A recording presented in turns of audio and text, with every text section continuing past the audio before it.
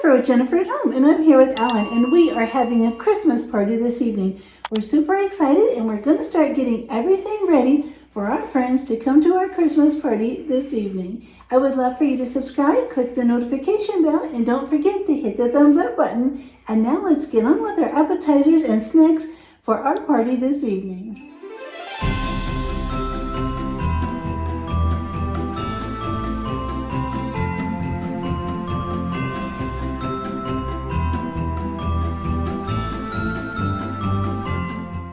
The first things we're going to make for our guests for our party tonight are mini pecan pies. We're going to need a little more than a cup of pecans chopped. We're going to need 4 tablespoons of butter, 3 eggs, and we're going to need 3/4 cup of sugar. And we're also going to need 2 pie crusts. You can make your own. We're just using box pie crust because it's so much easier. And we'll need a teaspoon of vanilla and 1 cup of corn syrup. We're going to just use this Karo light corn syrup, but you could use dark corn syrup as well. Let's get on with the recipe and chop the pecans. Alan is going to be helping me out here today making these little mini pecan pies because I still have this big cast on my arm, so I'm not able to do this, but I'm going to walk him through my favorite pecan pie recipe.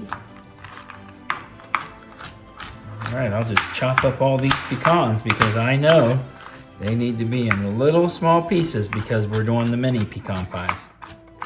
We have our muffin pan here that we've sprayed with a cooking spray, and now Alan has the dough here that he's unrolled from the roll of dough. We have 2 of those, and we're going to get started cutting and try to cut close to the edge, and that way you won't waste very much. Just take the nice little disc and put it right in the muffin pan. Just lay it right in and press it right down and try to get the edges even if you can. Am I doing it right? Yeah, that looks great. Okay.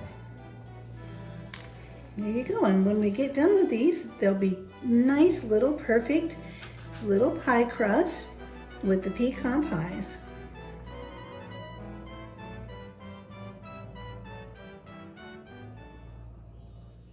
Now Jennifer told me that I could take this dough, because there's still plenty of dough here. Just gonna combine it down. She gave me a rolling pin. So I will just roll this out and get it to about the same thickness. It all just kind of blended together. And I can easily get 2 or 3 more circles out of this. Just that easy. Now that we have all of the little mini pie shells in the muffin pan, it's time to make the filling to fill the little pie crust. In this big bowl we have 3 eggs, and Alan's just going to whisk these up, and then we'll start adding our other ingredients. You want to make sure you get the eggs all broken up nicely. That looks great. Now let's add in the butter. I've melted the butter in the microwave so that it will mix in much easier. Okay. Should I put the vanilla in now or later? Yeah, let's go ahead and put the vanilla in, and then we'll add the sugar. We're going to add 1 teaspoon of vanilla.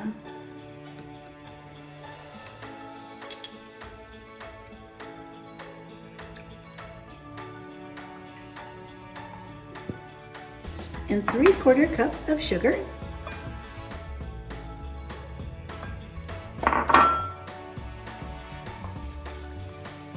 We'll get this mixed up, and then we'll add in our corn syrup.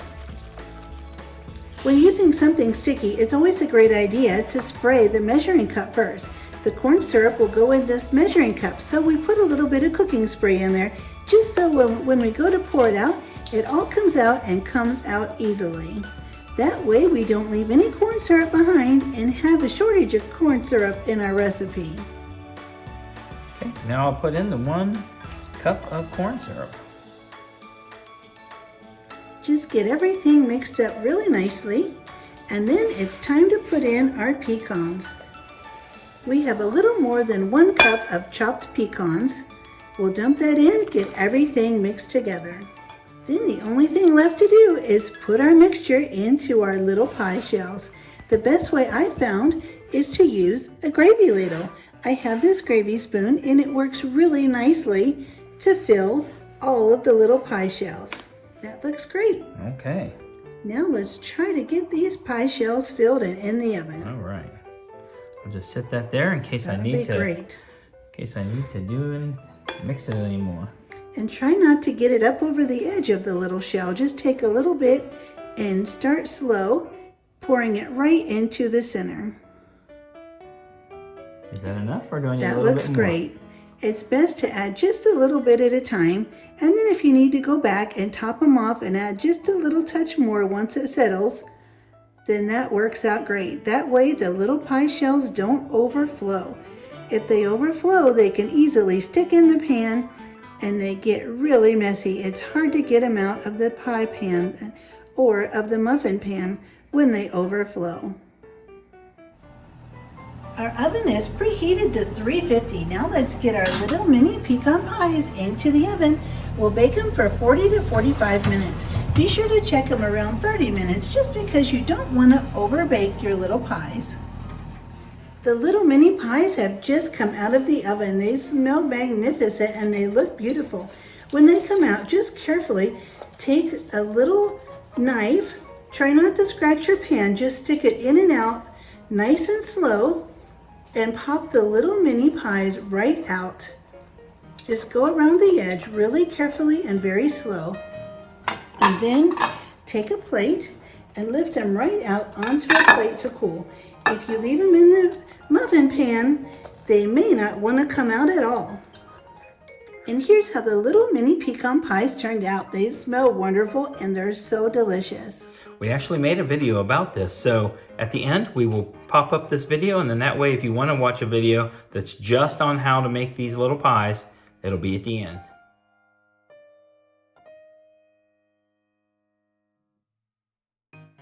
Now we're going to get on to making our meatballs. We're going to put a little cooking spray in our crock pot.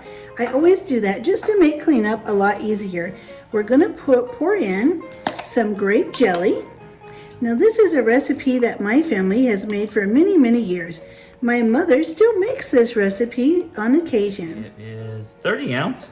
Oh, it's a 30-ounce jar.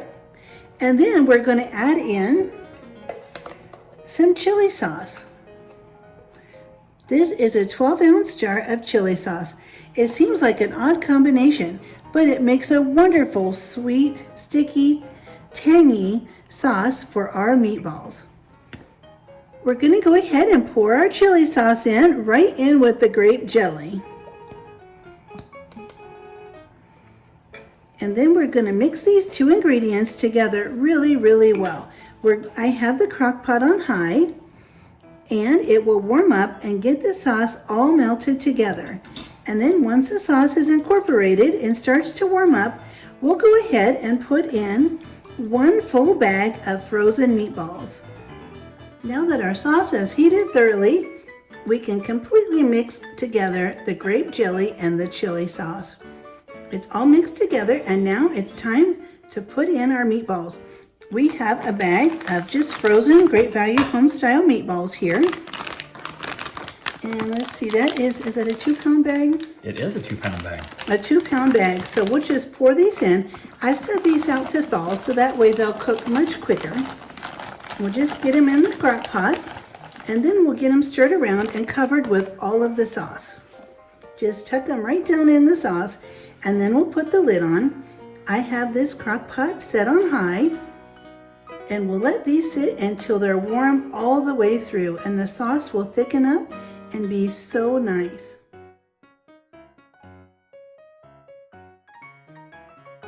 Now we're going to make a baked brie bread bowl. We're going to take the top of the bread and cut the bread out, and then we're going to take some brie cheese. We'll want to take the top off of the brie cheese. So we'll remove this, and we'll end up cutting some of that into little squares so that we can dip them. So just cut your bread bowl out about the size of the cheese itself. So now we have some raspberry pepper jelly, and we're going to take the raspberry pepper jelly and we're going to actually put this right into the bread bowl. And we'll spread it out in a nice layer right around on the inside. We'll coat the inside walls of the bread bowl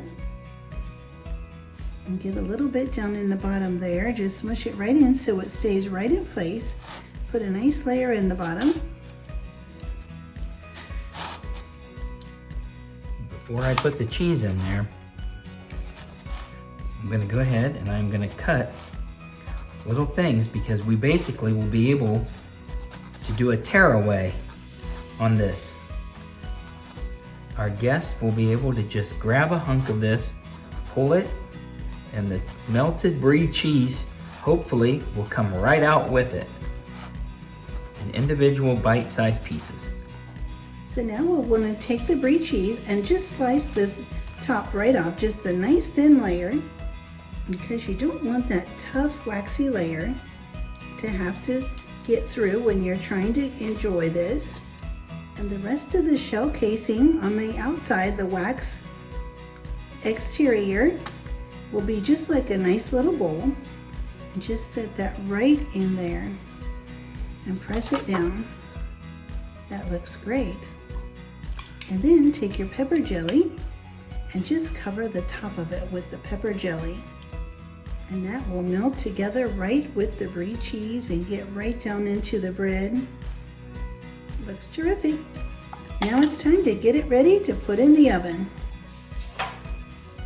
We just have a little baking sheet here. And just put a little foil on the baking sheet. And we're going to just put the bread right on the little tray. Now we're going to bake this in the oven. Now the top piece of the bread that we've removed, we'll cut into some nice little cubes.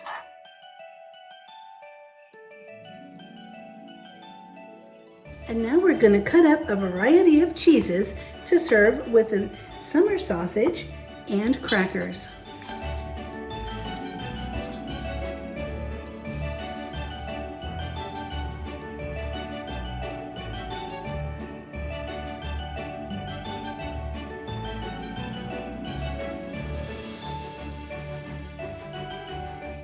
To make things a little bit easier for our party, we purchased some mozzarella sticks. All we have to do is put these on a foil-lined tray and bake these in the oven until they're warm and soft all the way through. Then we'll serve them with the pre-made marinara sauce. We are all set for our Christmas party.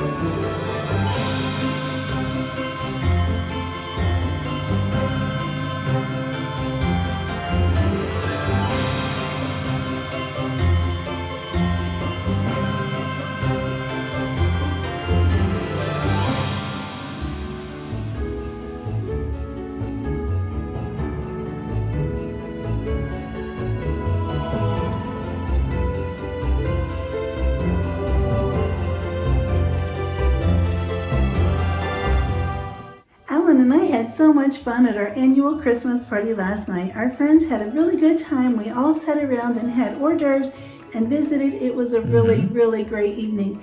And then we went out to look at Christmas lights together. We all loaded up and went around and saw so many amazing, beautiful Christmas lights and houses decorated with just tremendous different decor. It was just wonderful. And then this morning we went to church and had our annual musical. It was so beautiful and so much fun. It was such a blessing, and we were really grateful we were able to go. I would be so happy if you subscribe, hit the notification bell, and don't forget to hit the thumbs up button.